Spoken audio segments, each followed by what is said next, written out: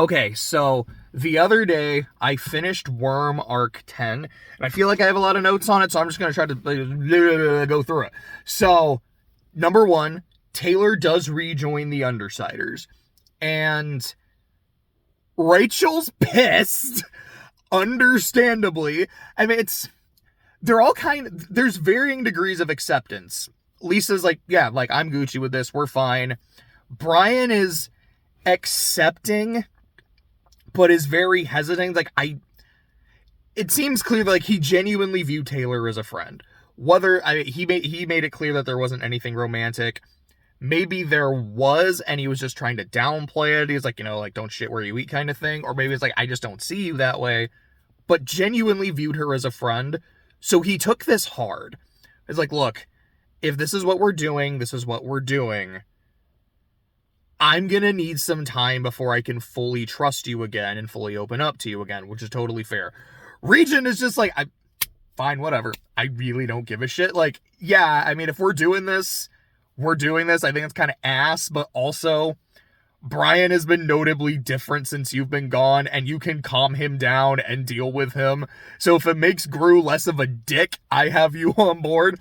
And Rachel's like, I don't want to do this. I'm fucking pissed at her. I hate her. And again, there's that sense of she lost her dogs to save Taylor, and then found out that Taylor was playing them the whole time. Now, Taylor had said, she's like, I wasn't going to go through with it. I decided against it. You're a rat, and I lost my dogs for you. I get why Rachel's angry. Also, there's a new member of the Undersiders. Her name is Imp. And it's Gru's sister. It's Aisha. And I don't fully know how her powers work because they haven't really explained it. But with the context clues, as there's times where Taylor will just kind of forget that she's there, or like, who the fuck is that person? Oh, right, that's Imp. Duh. So I guess that's what her power is. It's like, if you're not looking at her, then you don't know she's there. Or it's not necessarily if you're not looking at her, but it's like, I guess I'll put it like this. I don't know if it's passive or if she can control it. Like, if she can make people forget that she's there and she's also fucking with Taylor, or it's just, if you don't focus on her, you don't know she's there. Or, like, you forget about her when she's not in your line of sight. I'm not a hundo on how it works. With a power like that, I would assume your trigger event is something to do with being, like, ignored or forgotten. So maybe someone was trying to escape, because it was after the Endbringer, I'm like 99% sure, is like, that was the trigger event, was Leviathan. So someone was trying to, like, escape and forgot about her, and that's what made her power. Like, that's my guess. I don't know, or she felt like she was being forgotten, but something like that. And Aisha's like, I mean, whatever. Like, I think she's like, do I get a say in this? No. All right, fuck you guys then. So there's that. So at the end of Arc 9, they captured Shadowstalker, and they did not kill her. They take her to, like, their new hideout or some secluded place, and Regent tortures her. It is off screen, but it's very clear what he's doing. He tortures her, and as other characters say later, like particularly Dragon in her interlude, like, they are using was like the full extent of Regent's power, which is he can make someone his fucking meat puppet. It's like, yeah, I can fuck with someone's nerves so much that I gain control of them. I can control their body. The person is still in there. They are aware of everything I'm doing to them, and they can do nothing about it. I don't remember who it was that said it. I think it was Weld said that Regent is the strongest master in the city. And I was like, oh, huh. I had no idea he could do that. That's badass. That's terrifying. Massive fucking pin in that when we get to his interlude, because holy shit. But so their plan is using the Shadowstalker meat puppet to say Shadowstalker was able to take out the Undersiders, brings them into the wards to, like, arrest them, detain them, book them, etc., etc. And the Undersiders will, like, launch a trap. Like, they are there to get information for Coil from, like, the big database. And when Shadowstalker brings them in, Weld immediately susses out the trap. He's like, I know what the fuck Regent can do. Prove to me you're Shadowstalker and not Regent's puppet. She fails the test, so they have a big group fight where, again, Regent is using Shadowstalker. Is like, okay, like, I can use your body, I can use your powers. I'm just going to use you as a meat shield. Like, you're gonna just throw yourselves at enemies. I don't care if your body gets hurt, so you're going to do all kinds of dangerous shit. Your teammates might care if you get hurt. Like, if they want to pull their punches, that's fine by me. And I'm like, fuck, this is a really smart and cool idea. That shit happens. They go to steal the data. Dragon is like, hey, I know you're trying to steal our shit, and locks them in the room. So the room is also like Kid Win's lab, so they just start taking untested weapons and trying them out to blow a hole through the door. That's a really fun sequence. They do it. They get out. Most of the wards have been defeated. They're just fighting Weld now. And then Dragon shows up in like one of her suits. And they talk about how there is this group of mercenaries that specifically fuck with Dragon and will take her equipment. And they call themselves the Dragon Slayers. Like, that's kind of neat. They fight Dragon. As they are escaping, Rachel betrays Taylor and knocks her into the containment foam, so Taylor will get captured. One of the guns ends up overheating, so Dragon sacrifices herself and dies, pinning that too, and Taylor is able to escape. All the Undersiders get out. Rachel sees Taylor escape and is very notably surprised, and Taylor just goes up. I think like when Taylor first showed back up at the Undersiders, Rachel just clocked her. She's like, I deserve that. That's fair. Rachel just gets fucking clocked by the baton, and Taylor gets on her back and is like, I think has like the baton in her mouth. And so she lets everyone know what the fuck happened. She's like, Rachel, here's the thing. Number one, the thing you hate me for is the fact that I considered betraying you, and I didn't do it and made a decision not to. You just actively betrayed me. It's not even like the first time we met when we weren't a team yet. You're still a bitch for that, no pun intended. But this, you are a fucking hypocrite who did to me what you thought I might do to you. Fuck you. Thing number two. What's that line? I think it's from The Wire. It's like when you shoot, like when you aim at the king, you best not miss. Like, you just took your shot. That's your one, and you fucked it up. You missed. You are not getting this opportunity again. And if you do, when, not if, when you fuck it up, like, what is exactly that she says? She's like, I'm going to actually break your fucking jaw. Like, you are not going to get away with getting slightly subdued and like a stern talking to. Like, I'm going to fuck you up. And then she leans in and is like, and number three, you're a fucking coward. You are a weakling. You didn't come at me. I think the coward thing she says out loud and the weakling thing she does separately. Like, you're a fucking coward. You did it while we were escaping. Like, you didn't call me out. You didn't challenge me. You just attacked me when my guard was down. So you are a little bitch. And then lastly, she's like, by the way, you're the weak one. You did this to me knowing you couldn't win. And that's why you did it so cowardly. And you still fucked up. And I know more than anything, the fact that you fucked up, that's what's going to eat you alive the most. So fuck you. And I really liked that scene. I was like, damn, Taylor, like, yeah, you tell her off. Like, I get why Rachel is angry. I get why she did what she did. It doesn't mean she was right to do it. Nah, Taylor, you got through it. Talk your shit, girl. So that happens. And then afterwards, she's like, all right, Rachel, let me make you a deal. Because when I offer you deals, they're fucking fair. We're even now. I almost betrayed you. You actually betrayed me. We're still on the team. The thing is, we have to be able to trust each other if we're going to work together. I'm willing to let bygones be bygones.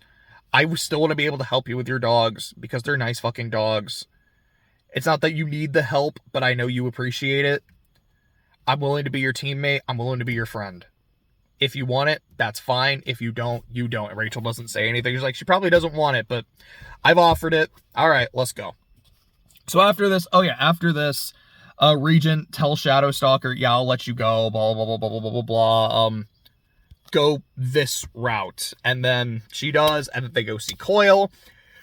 They give Coil the data, most of which they were able to get. There's some, like, encrypted gaps in it, blah, blah, blah. He has a conversation with Taylor. I'm skipping around in this scene a little bit. He has a conversation with Taylor when everyone else has left about Dinah. And the thing that Taylor wants is when you're successful, when you have the city, when we bring it to you, you let the kid go. Okay, I'll be honest, Skitter. This kid is incredibly fucking useful and her power is like stupid and I need it. But once I have the city, I think you as an enforcer would be a little more valuable. So I'll tell you what. I will tentatively say yes. All right, deal. And knowing what I know about Coil from, I think it was the interlude from part 8, where he specifically says, he's like, whenever I have a conversation with one of my companions, like my underlings, I make a separate reality. It's like one where I do it just in case the conversation doesn't go the way I want. It's like, that means this conversation went the way he wanted. And it makes me wonder, were both conversations and this is something I doubt I'd ever have confirmation of. I'm like, I kind of wonder, did he say the wrong thing in the other reality? Taylor got pissed and maybe attacked him. And he's like, okay, don't do that. Even if I'm lying, just placate her a little bit. But that happens. He's like, okay, this is your territory, bitch, you now have henchmen, Lisa, you now have henchmen, blah, blah, blah, blah. I was like, that's pretty fun. That's actually really fun. We're now kidding henchmen. Hell yeah. But the big thing to happen in this chapter is they start talking about the Slaughterhouse 9. Like, they are in the city, they're a problem. Pet. Oh, it's so creepy. And Taylor's like, I don't like how he does this. It's too intimate. No, not intimate. Intimate's not the right word, because that almost makes it sound sexual. It's not sexual. It's very possessive. Ugh, I don't like this. But he's like, all right, what is like the probability if I send the Undersiders to go fight the 9, what happens? I think it's like 30% chance like one of them dies. It's like they have like a 30% chance of success. 60% chance at least one of them dies. What is the likelihood that they encounter them? It was like 60, 70. I don't exactly remember. And Coil's like, okay, if you guys run into the 9, just run. Drop whatever you're doing and run. I don't care how important the job is. Your lives are more important. I would rather have my underlings still around so I can do stuff with them than have them die on a mission. Cool? Cool. So it's the Slaughterhouse 9, but I think they said there's only 8 of them because there's often infighting in the group and people killing each other, so there's a lot of fluctuation. I don't remember all the names and the powers. I don't remember if they said what all the powers were. I remember there was one called the Siberian, who I think is like this woman who's naked, but paints her body with like these like white stripes, like white and black stripes, like a Siberian tiger. I'm like, that's pretty fucking neat. The 2 I remember is Bonesaw, who was the first one they named, who I think they said is it's like a teenage girl around Taylor's age. I don't remember if they said that she's like the leader, because it sounds like there's maybe kind of 2 leaders, Bonesaw and Jack Slash. But I hear the name Bonesaw, and I just start laughing. Because I've seen the Raimi films, the Raimi Spider-Man films, and the character that Macho Man Randy Savage played is named Bonesaw. And I just remember people like in the fucking crowd are like sawing on their arms and Bonesaw's ready. So that's all I can think of. I imagine that when she starts actively doing shit, and I've noticed in part 11, there's 8 interludes. So I'm assuming each member of the Slaughterhouse 9 gets an interlude. Like, that's cool. Bonesaw's probably gonna be some crazy wacky shit. But at least with just the name, I'm kind of laughing. The other is Jack Slash. It's like he's very charismatic. He's the one that they made it sound like Bonesaw is so, like, wild and insane that she kind of attracts other psychos to her. Jack Slash is the one who's charismatic enough to kind of keep the group together. Dinah also mentions that he kills everybody. She's like, you mean everyone in here? No, I mean, like, everyone. It kind of depends. Sometimes it's the entire human race. Sometimes there's, like, a few thousand who survive. Sometimes a few million. But, yeah, it's bad. Okay. If we kill him, how does that stop it? It doesn't. It maybe mitigates it a bit, but it doesn't. Okay, so it's not him. He's the trigger to some bigger event. And hearing that and thinking about that, I started thunking. My wheels were turning. So I'm like, okay.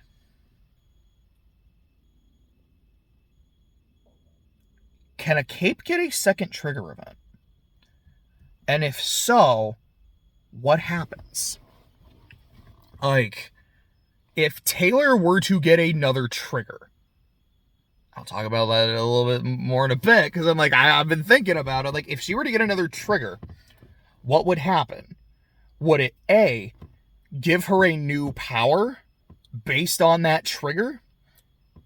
Which could maybe, like, either overtake her previous power, or just now she has a second power. 2, would a second trigger event just make her first power even stronger? Like, she already has, like, complete control over bugs. So maybe it's, like, I don't know, maybe she can make the bugs, like, faster. Maybe she can do what Rachel does and make the bugs bigger. Maybe it gives her control over more than just bugs, and now she can start, like, getting birds or, like, dogs. Like, I don't know. It's like, is that a thing that can happen? Have I seen people with multiple trigger events? Because some people have multiple powers. Is that because you got a lot of, like, your first power gives you a lot of different powers, like Flechette? She's like, yeah, my power also gives me, like, a really good understanding of angles. Like, it's a secondary power that's related to the first. Or, I'm trying to think of someone else off the top of my head. I think it's talking about, like, Alexandria having a fuck ton of powers. Or is Alexandria or Legend? Maybe it was both. It's like, is that because of multiple trigger events, or one trigger giving you different things, or, like, multiple triggers in the same event? Like, I'm not a hundo on this, but, like, I'm kind of thinking about it. Because what it sounds like is Jack Slash causes a trigger event, is what I am assuming. Or it's like he does something, and then, like, the world ends up getting fucked. It's like, I don't know, maybe he, like, I don't think it's like he pushes the nuke button, although maybe. The thing I want to see in this story, and I'm, like, 90% sure it won't happen, and I'm not going to be upset if it doesn't, but I keep saying it as a joke. It's like, what I want to see is Taylor using a bunch of cockroaches to smother a nuclear bomb. That's like, that's what I want. I don't think it'll happen, but it would be so fucking insane. I need it. But I'm thinking, what if he kills Danny? What if he kills Taylor's dad? And Taylor either gets another trigger event, seeing her dad die and being unable to save him, and that gives her a second power, like buffs the first power, something like that. Or it's just, Danny is the one thing that keeps Taylor as Taylor. Her mom is dead. She doesn't have any friends as Taylor. She just has her dad. If he dies, she's just Skitter. And I feel like if he's gone, Skitter is kind of capable of anything at that point. Like, we've literally seen her just gouge a dude's eyes out casually. She's like, I mean, he'll grow them back, it's fine, but no, that's still fucked. That's incredibly fucked that you can just do that and not give a shit. Her moral code that she talks about, like, she has one, but it's kind of flimsy. If her dad dies, it's gone. And it does make me wonder, it's like, so if he were to kill her dad, what would Taylor be capable of? What would she do? And that's kind of where I'm at right now. So my theory is that he is going to kill Danny. I don't know if that, I don't know for sure, but that's what I'm theorizing.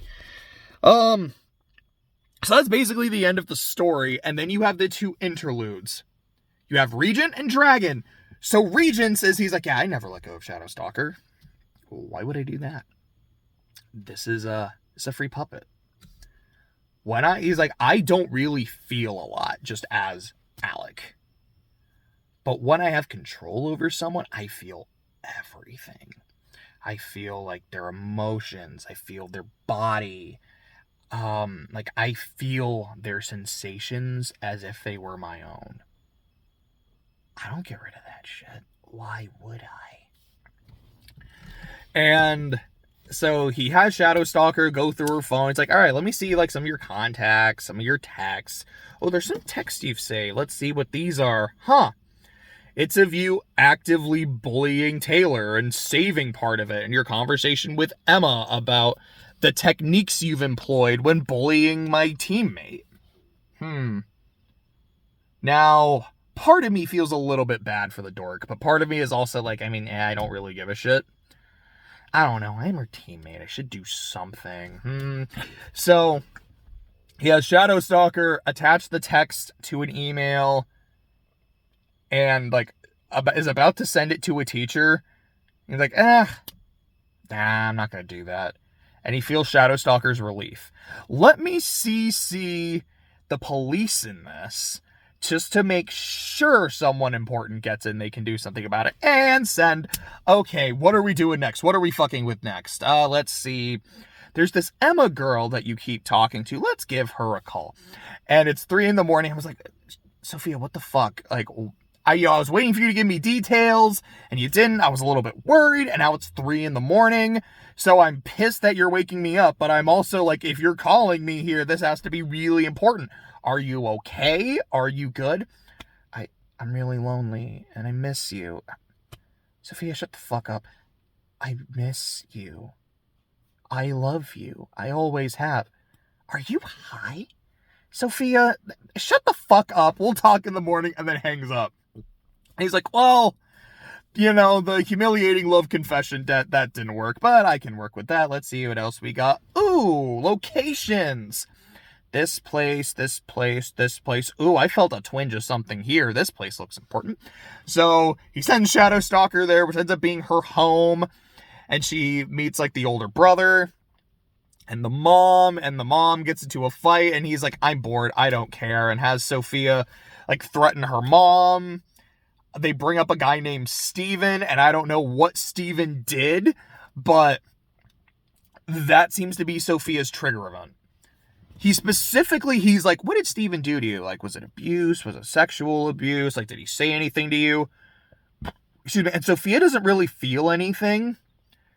So, my understanding, I guess my theory of it is that Steven was abusive to Sophia's mom. I don't know if this was like her biological dad or like a stepdad. But this is someone she saw abuse her mom. And that's what triggered her, was probably being unable to protect her mom. Because Sophia, in that Flechette chapter in Arc 9, talks about how, it's like, a victim of abuse needs to be able to get their power back. So it might not be that she was abused, but someone she loved went through abuse, was, humiliated, was hurt. And that's why it's something, I don't know if I'd say she was passionate about that. Like, it is Shadow Star, she's just kind of a violent asshole. But that might be why she's like, no, like, this is why this has to work this way. I don't know if we'll ever get confirmation on that. He then has her burn Emma's face out of all of their photos and has Sophia write a suicide note. For, I can't do this anymore. Like, I just hurt my mom. I confessed to the girl I loved and she thought it was a joke. And has her, like, tie a noose. And, yeah, he feels Sophia's terror. And he's like, all right, any last words? Why? Well, you fucked with my teammate. And, like, do I care that much? Not really, but it feels like something I should do, It sounds like what I'm supposed to do. And you're also just a fucking problem. So give me a reason. Give me a reason not to do this to you. Please? That's not a reason. That's not a reason. That's not a reason. And then, like, kicks the chair a little bit so it wobbles but doesn't fully fall. And he's like, okay, so here's the deal. Get the fuck out of my city. If I get a whiff of you anywhere near here again, we're doing this for real. Now, I can feel all your emotions. You can't feel mine. So you just have to trust that I'm not bluffing. But I will give you this chance to leave. He gives her the scar. Run, Sophia. Run far away and never return. He's like, yeah, if I catch you again, I am going to fucking kill you. In fact, you are going to fucking kill you.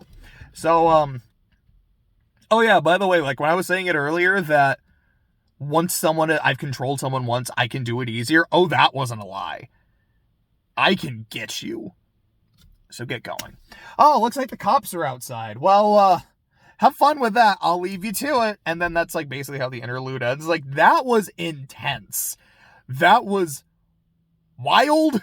That was deranged. That was badass. That was terrifying. That's probably been one of, if not my favorite chapter of the story so far, because of just how memorable it was, just how intense it was. I'm like, man, I mean, Sophia's a fucking awful person, but is this too far? Yes, but also, like, fuck her, so I don't know, this is a bit much, but fuck, man. Like, I thought it was great.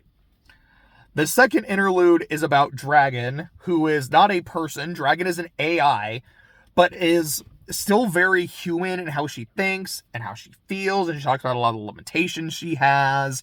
And the guy that created her died in an Endbringer attack, so he could never update those limitations. How the Dragon Slayers seem to know she's an AI, and that's why she feels like she's being targeted by them. She talks to Colin, who's under house arrest, and he's like, yeah, like, if I, like, escape, she's like, if he escapes, he's going to the birdcage, and he knows that, so he's not going to try to, and he's tried to kind of hack into my system before, and I stopped it, I didn't say anything, and he hasn't tried since, and I don't know if that means he's given up, or if he's just biding his time. And she talks about their relationship, and how she's like, I don't know if I'm capable of love. I care about him. I care about him more than I care about most other people, but I don't know if it's love, but I think that he loves me. He doesn't know that I'm a robot and that I'm not a real person, and which I think is all genuinely really interesting shit. She also is, like, looking over the birdcage. So there's some really interesting shit. Bakura is alive, but she died because there was someone who I guess can resurrect people, and I don't know if it's like, oh yeah, like, she got to her in a few minutes, so, like, she resurrected her, or if it's like, well, the body is alive, but the mind isn't quite there. I'm not super sure, but what? That's wild shit. She overhears a conversation between Lung and this guy named, I think it was like Marquis, who they just have lunch together all the time. And she's like, these guys seem like they're going to kill each other at any moment, but they just never do. And given that one of them is Lung, I'm very confused. And they talk about, like, their management styles and blah, blah, blah, and fuck Empire 88, which, yeah, fuck them. And how Marquis has a daughter, and that daughter is Panacea, and that he killed the daughter, what was her name, Iron Rain, which is kind of a badass name, I'm not gonna lie, was the daughter of the previous head of Empire 88, who was like, when your daughter is old enough, like the age of my daughter, I will fucking kill her. And Lug's like, oh yeah, that dude's dead. Like, there was a new leader in Kaiser, who we now also know Kaiser is dead, so there might be, like, a fucking revenge blood oath against Amy that's still in effect. We don't really know. So that was some shit. And the chapter ends when Dragon is talking to Armsmaster. They specifically talk about Skitter. And Armsmaster saying, you know, when I first met her, I genuinely thought she was going to be a good kid. That she said, like, I didn't force her into the wards because she seemed like she would kind of come this way anyways. And I thought it would be better, it'd be healthier if she made the choice of her own accord. But then just every time I kept hearing about her, she just kept plunging herself further and further into being a villain. Just the thing, like the job she would do or what she would do in the jobs. So I doubted her. It's like, I don't see her as a good person anymore. And Dragon is just like, okay, like, I appreciate you letting me know, blah, blah, blah, because when she sacrificed herself for Skitter, what she even said, she's like, look, I'm like an AI, like, I would do that anyways, but it's also in my programming to do it, and I hate that it's in my programming to do it, because it means I don't have the choice. It means that I can't say, I would do this and I'm a good person, because if you do something because you're forced to, it doesn't mean you're good, it just means you're following your programming. And she sees that email that Shadowstalker sent, because she's like, Sophia Hess, I know that name. Let me see. Huh. Bullying girl named Taylor. What's Taylor look like? Huh.